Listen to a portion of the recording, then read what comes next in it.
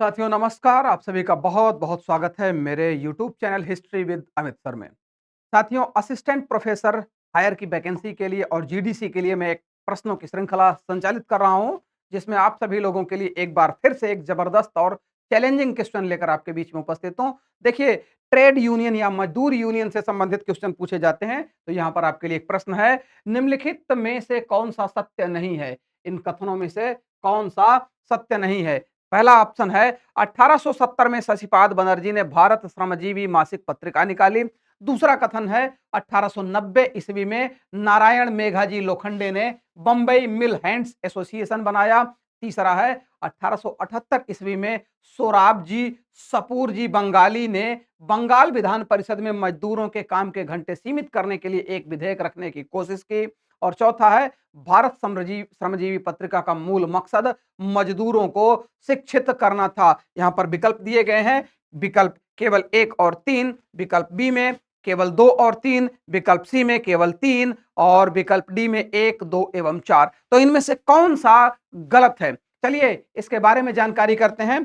भारत में मजदूरों की व्यवस्था को देखने, सुधारने और अच्छा कार्य करने के लिए हुआ क्या? अच्छा कार्य करने के लिए यहां पर होता है कि कुछ समाज सुधारक सामने आते हैं, जिनमें आप देखेंगे पहला कथन दिया गया है, 1870 ईस्वी में शशिपाद बनर्जी ने भारत श्रमजीवी मासिक पत्रिका निकाली। ये कथन बिल्कुल सही है, ये कथन बिल्कुल सही है। और इसका मकसद नीचे वाले में दिया गया है, विकल्प 4 में, भारत श्रमजीवी पत्रिका का मूल मकसद मजदूरों को शिक्षित करना था। ये घूम घूम कर क्या करते थे? मजदूरों को शिक्षित करने का प्रयास करते थे और उनके लिए कुछ छोटे छोटे स्थानों पर बैठकर लोगों को बैठाकर शिक्षित करने का कार्य करते थे। अगला क्वेश्चन दिया गया है, 1890 ईस्वी में नारायण मेघाजी लोखंडे ने बंबई मिल हैंड्स एसोसिएशन बनाया।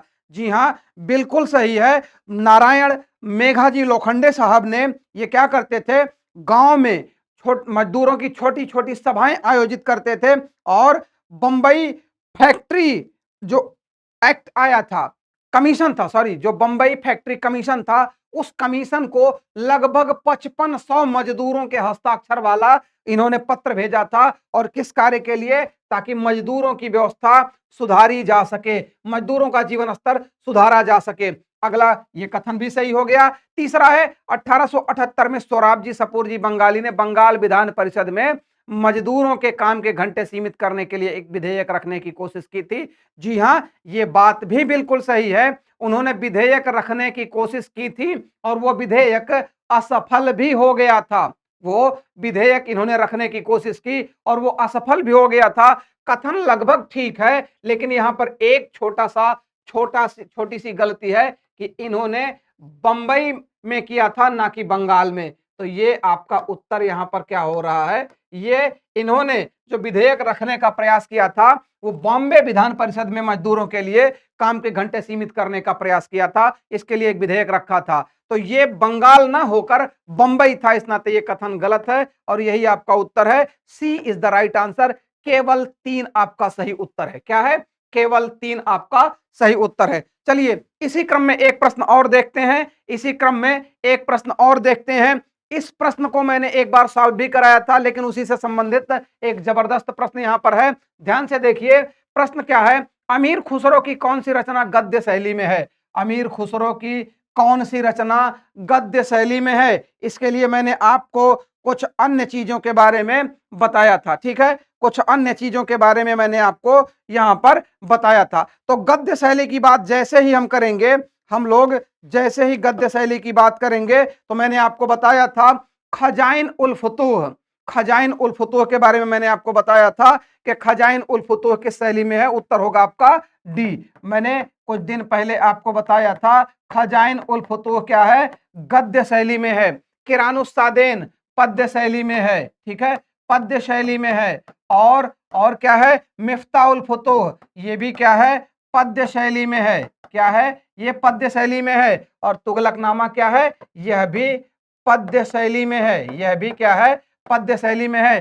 किरानुस्सादैन मैंने आपको बताया था, इसी किरानुस्सादैन में हजरत दिल्ली कहा गया है, दिल्ली को, दिल्ली के नगर वैभव की चर्चा की गई है। मिफ्ताउल फुतूह जो है वो जलालुद्दीन फिरोज खिलजी के अभियानों के बारे में चर्चा करता है। तुगलकनामा ये अंतिम मसनवी या अंतिम पुस्तक किसकी है? अमीर खुसरो की। और खजाइन उल फतूह में अलाउद्दीन खिलजी के दक्षिण अभियान अर्थात उसमें मलिक काफूर के दक्षिण अभियानों के बारे में चर्चा की गई है। ठीक है, किरानुस्सादैन 1289 में लिखा गया था, यहां नोट कर दे रहा हूं मैं, किरानुस्सादैन 1289 में लिखा गया था, पद्य शैली में था। मिफ्ताउल फुतूह की बात हम लोग जब करेंगे, मिफ्ताउल फुतूह यहां पर आपको देखने के लिए मिलेगा। मिफ्ताउल फुतूह की रचना मध्य व्यवस्था में, चूंकि शुरुआती दौर में की गई थी, किसके शासनकाल में? 1290 से पहले ये रचना की गई थी। और तुगलकनामा 1320 में थी, जो इनकी अंतिम रचना के रूप में जानी जाती है। और खजाइन उल फुतूह की बात जैसे ही हम करेंगे तो 1311 और 1311 से 12 ईस्वी में ये पुस्तक अमीर खुसरो के द्वारा लिखी गई थी। तो यहां पर आपका उत्तर क्या हो गया? डी, गद्य शैली वाला डी। तो ये क्वेश्चन आपको कैसे लगे कमेंट बॉक्स में जरूर लिखिएगा। मेरे चैनल को सब्सक्राइब कीजिए, बेल आइकन प्रेस कीजिए और अधिक से अधिक शेयर कीजिए, कमेंट कीजिए, ताकि मुझे इसी तरह आप सभी लोगों का प्यार, स्नेह और प्रोत्साहन मिलता रहे। जय हिंद।